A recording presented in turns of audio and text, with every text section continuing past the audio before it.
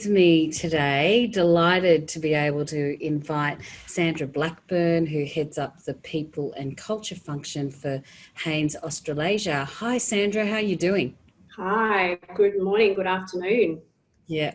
So like Vision, Sandra and I are going to do a bit of an interview, more of a conversation approach. And so I thought it would be great, Sandra, if you could kick off by telling us a little bit more about Hanes. Who are you and what do you do? Yeah, sure.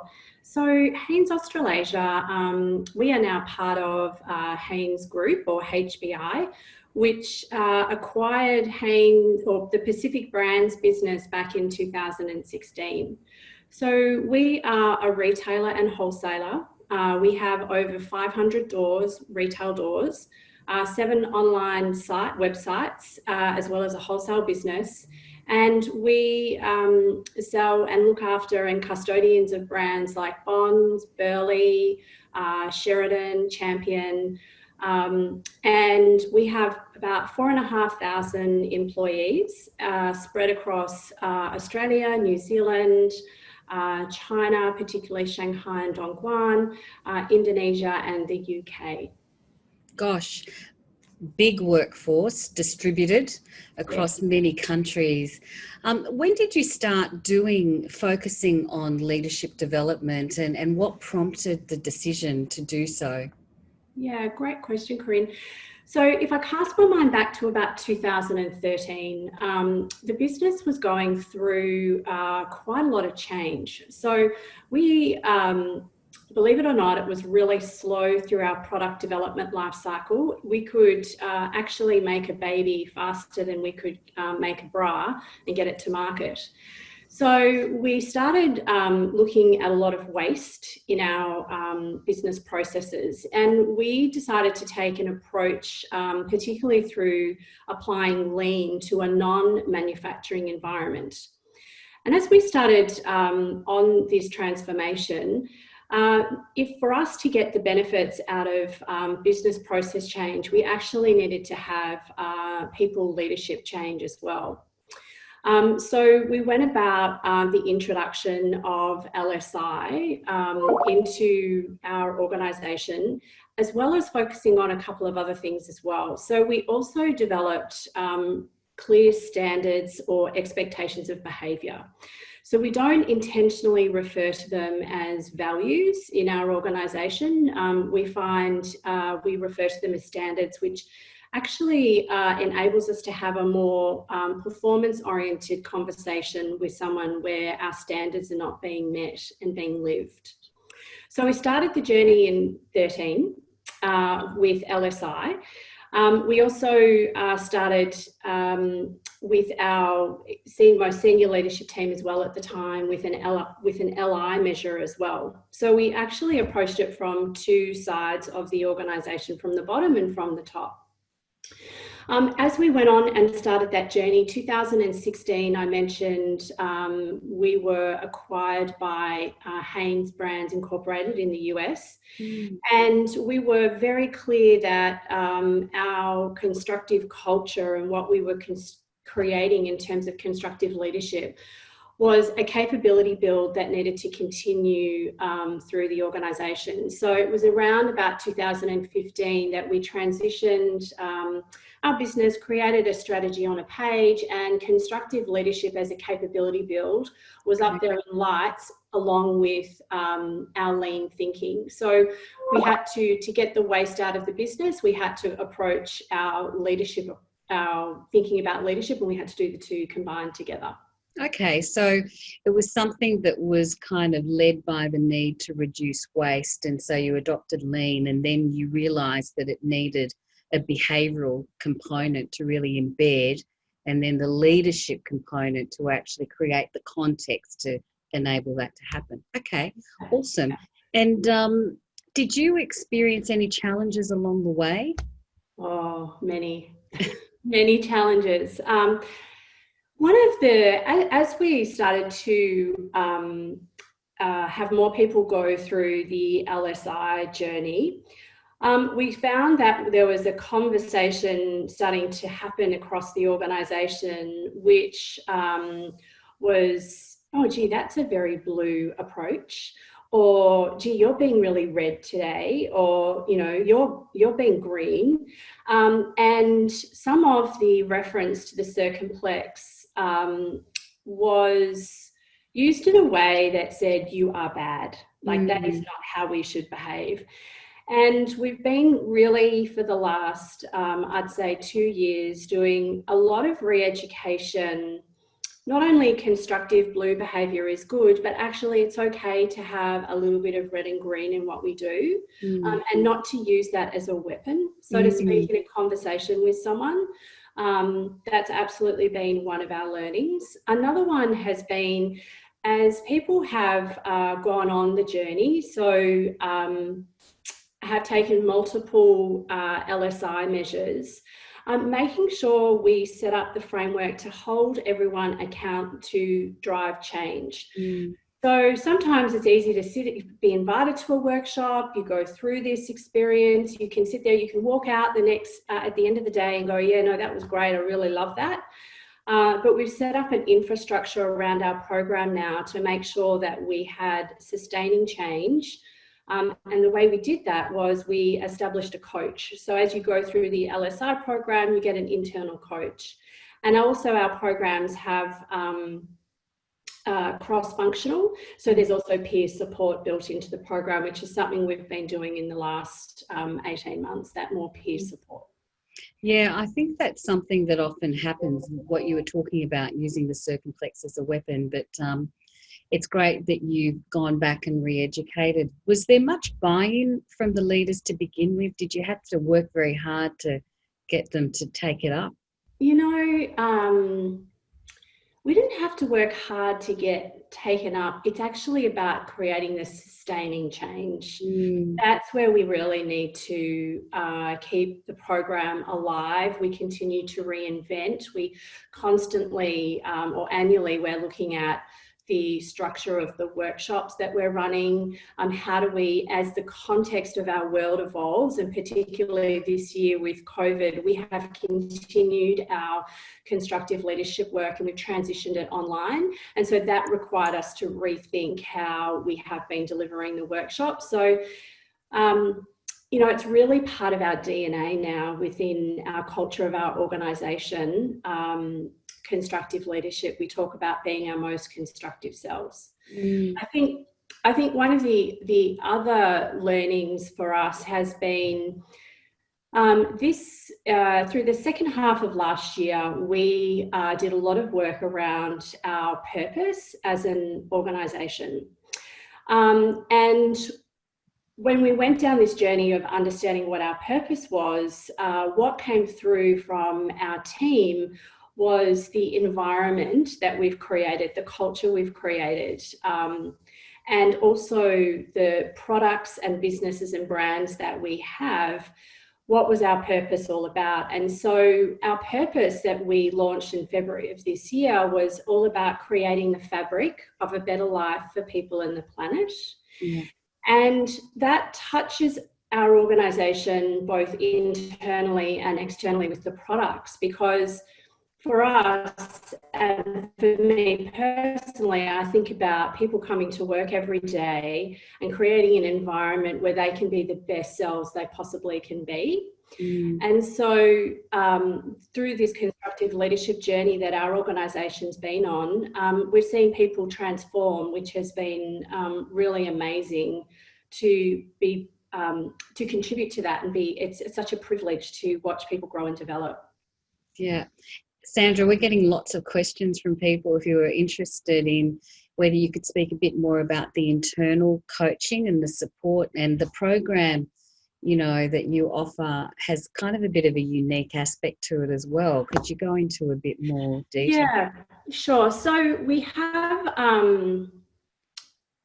if I start back to thinking about someone who first joins our organisation, We've developed an online constructive leadership module, which just actually gives people and shares education around what is constructive leadership, what is the circumflex, what do all the colours mean, so that if I'm new and I'm joining the organisation, I have some orientation to what people are talking about in conversation. Mm. We have pretty clear guidelines that for you to start an LSI process, you need to be in the organisation anywhere between 12 to 18 months because we find that, that is the most meaningful time for people to be able, for you to be able to receive feedback from your work colleagues that you've worked with for that period of time. Mm. So we have a number of our people and culture leaders who are accredited in the Human Synergistics LSI tool. So because we have these cross-functional workshops that come together, we can set up a coach with someone who's been in a workshop that does not sit in the same business unit, which is really, really helpful because things come up for people, as we all know, through the LSI journey. And we have had some people that have been through LSI 1 and 2 on 2 occasions and have actually opted to leave the organisation because they've actually wanted to go and follow their dreams and pursue something else. Yeah. So that does happen as you're on the journey. So after you've been through your LSI workshop, you would go through that up to 3 times. So that actually takes you over a 3 to 4 year period. And then you step into what's called our, we use the management impact tool. So that's more for our more experienced and seasoned leaders. And our management impact tool is a cross-functional group that get together. There's 20 of about 15 per cohort.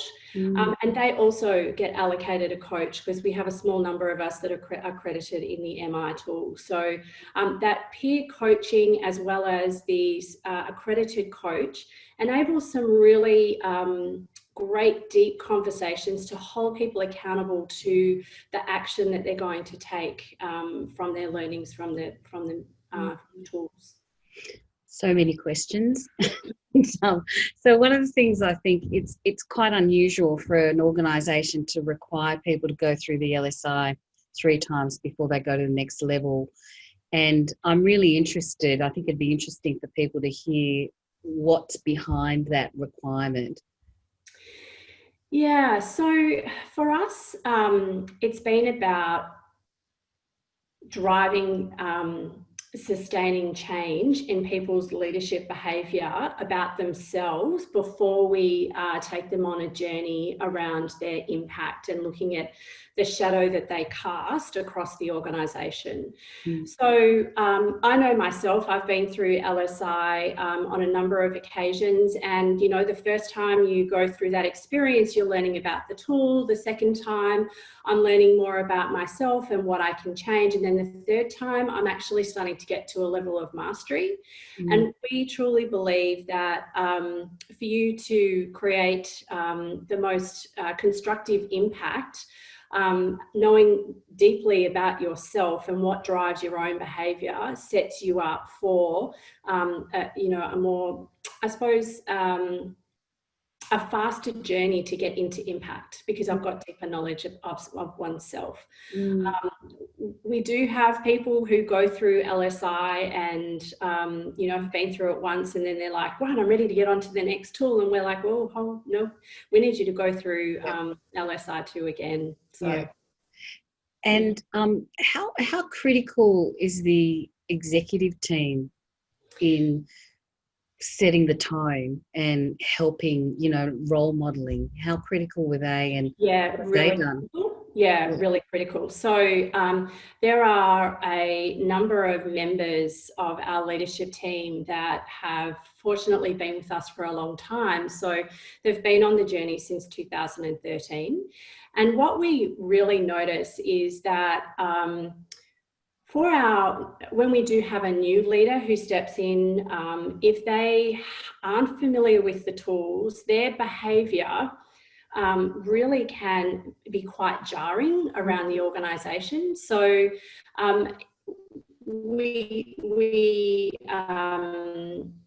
yeah, the leadership team is super important in terms of driving that and actually providing feedback and coaching to each other where we're doing it really well and areas where we're not doing it so well. So our leadership team, we're right in the midst of another LI review, and we will go through the process of some speed dating.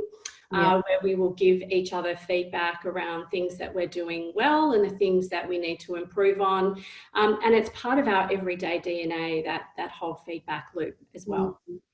And you've got some results, so we'll have a look at them in a second. One of the things I want to pick up on is that organisations are often worried that it might create the impetus, doing something like the LSI or, you know, raising awareness. People might want to leave. And you said that it did happen. And so talk to us a little bit about how you reconciled that. How did you, you know, you decided to keep going? So we did. Look, we haven't had, you know, we've had over 2,000 LSI results come into our organisation, and as Corinne said, I'll share the results shortly. We haven't had a lot of people who have chosen to step out of the organisation because they've been through LSI and they've said this isn't for me, or have discovered a different passion. And that's really what, if I think about the handful of occasions that's happened, it's really about people realising in themselves that they've got, they want to follow a different dream. And I really believe that, you know what, we're here for a short time, not a long time. So you've really got to do what you love and what you're passionate about, and to support someone on that journey is really empowering for them and also for the rest of the organisation. We do have some people in our organisation that are not believers in constructive leadership. And what's really interesting, how the organisation does start to reject those folk, because there's a pull in one direction, and we just don't have those naysayers around in the organisation. There's pockets of them, but it's it's not prevalent. And it's interesting because we've talked about this before, and you, I've said, you know, some organisations would manage those people out, give them the opportunity, training, etc. But you guys have gone a different way on that. Yeah, they're still around, the you know, small handful of people that aren't into LSI. We still have them go on the journey with us, and they're the ones that really don't see how their thinking is driving their behaviour and their action. And for some people, that they may never get that connection, but we keep working with them to support them in that. But you know, they're not necessarily the ones that we love to work with as coaches. You know, we love to see the ones that grow before your very eyes, which is really amazing. Great. Well, show us some of the results. You've been doing this for a long time, so I'm sure everybody's excited to see what it looks like. I'll share my screen if this works. So hoping, Corinne, you can see that, and everyone else can. Yes. Yeah. So what I'm going to do is just take you through some of our LSI data now. So this first one is a look at our LSI2. So this is on the left-hand side when we were called Pacific Brands. So if we go back to 2013, 2014, just over 15,000 respondents. This is what our data looked like then, versus where we are today in 2019 and 2020 with just over 2,000 respondents, how the circumplex has changed. And we can see some really lovely extensions there in the blue, hitting over the 50th percentile ring, which is what we love to see. And we love to see the red and green below that 50th percentile ring.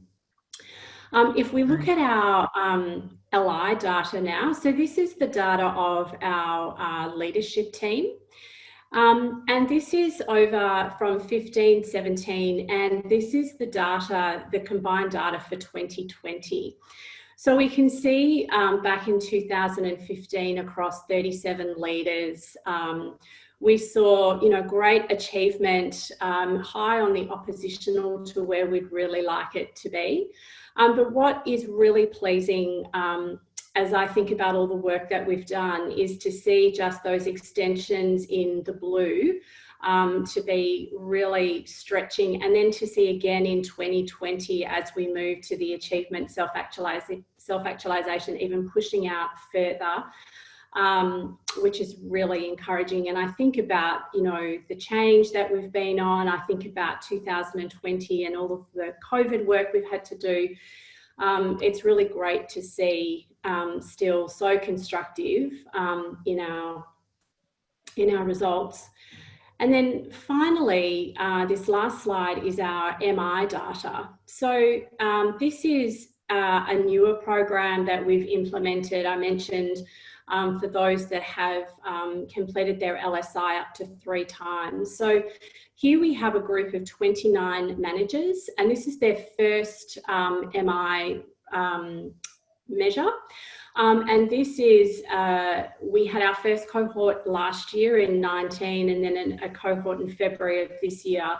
And this is what their combined results look like from 328 respondents. So some really, again, lovely blue circumflex there with very minimal aggressive defensive and passive defensive styles. So really, really delighted around the circumflex and the results, but more importantly, what this is talking about for me when I think about management impact across 300 respondents, that the constructive culture that we're on the journey of creating is really deep and embedded. That's phenomenal results, and yes, we've got a couple of questions. One of the things that I think is important for people to understand is that these cohort groups are from different parts of the business, different brands, they do different things. So they're not working for one leader who's a great sponsor. And what this tells me is that you have got this really supportive culture around moving to blue. We've had a couple of questions. One question came up around what kind of qualities, or I guess have been needed during COVID, and you guys are in Victoria, largely based in Victoria, which is in lockdown. How do you think this has helped, this prelude to developing constructive leadership has helped during COVID, and what are the qualities that really came to play? So I think our humanistic, encouraging quality really has shone through, and the authenticity that we have created amongst the leadership team in the our impact, as I think about the shadow we cast. And I think the speed at which we have been communicating with our team, the transparency and the vulnerability in that communication has really made the difference, I think, in our world. We have a rhythm of measuring. This is one way to measure our constructive leadership environment and culture we're creating. We also use an employee NPS survey that we measure twice a year. And we also use Gallup engagement tools to measure our engagement as our engagement metric. And for our employee NPS survey, we saw a 79% increase through COVID of how likely would you be to recommend Haynes Australasia as a place to work. So that was a phenomenal result that, when we go to measure next quarter, I'm going to be really curious to see if we can sustain that. Yeah, it's unbelievable because you had some tough decisions to make as well. So it wasn't like it was an easy get, that high percentage. No, not at all, as we have had to, lock down all of retail, close retail, so close over 500 stores. All of our support officers, like I'm sure many, have been working from home since March. We've got Victoria in lockdown at the moment. So New Zealand's just coming off the back of another lockdown in Auckland. So it's been a very different experience for different people in different parts of the organisation. And we've got time, I think, for one more question. I'm going to squeeze it in. Question that everybody loves to know is what's been your most significant learning, or would you have done anything differently? We're 7 years from when you first started. A lot's happened. Yeah, I think, question always, I think don't rush the process. I think the approach of having people go through LSI on multiple occasions has been really good to build sustaining change. Like, it's not just okay, this is the tool that we're going to use for a couple of years, but it has really helped us embed sustaining change, like deep cultural change in the organisation. And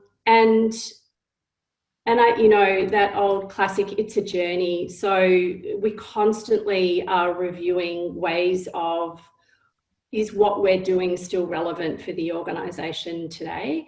And we're about to embark probably on our next phase of change. And that's one thing that's really constant in our organisation, is we all need to evolve, like many, I'm sure, today. So I think, my two standouts are don't rush. Like, a constructive culture can't be created overnight, and it takes time. And I think my other big one, if I look back now, we probably could have, that whole notion of blue is good, red is bad, green is bad, we probably could have nipped that in the bud as it started to bubble up earlier than what we did. That's, something with hindsight that, that you learn along the way, but we're definitely onto that now. Great. And moving forward, any ideas in the works or direction? Really springing this on Sandra, so you're going to have to put you on the spot, but I think we will need to think about capacity as we are taking people through LSI. We're going to have a big cohort wanting to go through MI. So how do we create that as a sustaining program? We also need to get into our retail teams. So at the moment, all of this work has been really in our support offices. So we have a plan for 2021 to start working with our store managers, area managers, around the LSI tools as well. So that will be another evolution as we think about delivering this program to that population, because we can't, to take people out of the retail environment for a day, what is that going to look like? Do we need to run that program over a couple of hours, over a couple of days? So that will be one of our next challenges to think about at the back end of this year to roll out through 2021. Fantastic. I think we've got time for one more question. I'm going to take one from the group. And one of the questions that came up earlier is you're a part of a global organisation. Yeah. Have you experienced some cultural challenges, working within this context locally, and then having to interact with people in the US or other countries? Yeah, we have. And what we would hear around the corridors of Haynes is that our reflection as we work with other parts of the organisation is we have our radar up to where behaviour isn't constructive. So I think there is really great resilience in our people to work and interact with the different cultures that exist around the globe. Interestingly, some of our colleagues in the US have asked us, why do you guys look like you're always having fun? What is it about how you do what you do down under?